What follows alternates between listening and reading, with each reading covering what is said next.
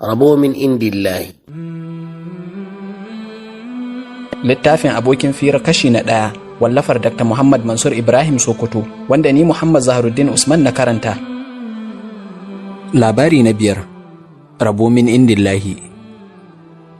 Wata baiwar Allah ce ta nemi kuɗi don yin lulurar biki daga wurin mijinta.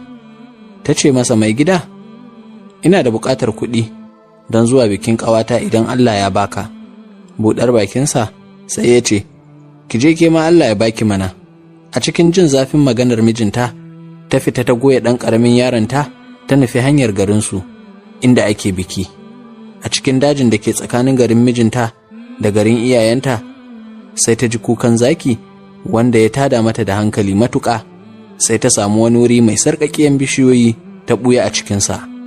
Ana haka sai 'yan fashi suka biyo ɗauke da kuɗaɗe da suka karɓa daga hannun mutane.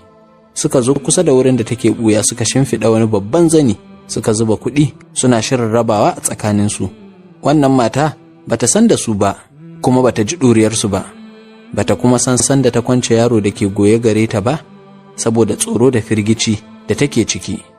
Shi kuma yaron da ya ji an kwance shi daga zanin goyo, sai ya rarrafa ya zo bayan sarkin ɓarayi ya dafa kafaɗarsa, ya ce, baba. Da waiwayarsa sai ya ga ɗan ƙaramin yaro ya dafa kafaɗarsa a cikin dokar daji. Sai ya ɗauka yaron ɗan aljanu ne.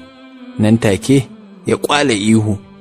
Sai 'yan tawagarsa duk suka ce, ƙafa me na ci ban baki ba.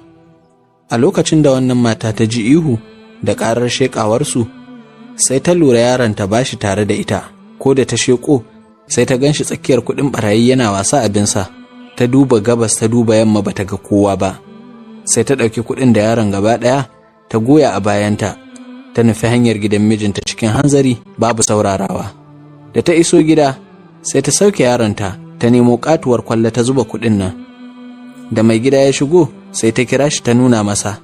A cikin ta'ajjubi ya ce mata, wa ya baki wannan? Sai ta ce, wa ka ce in je ya bani? Darasi, ka iya bakinka kuma ka san ba abin da Allah bai iyawa.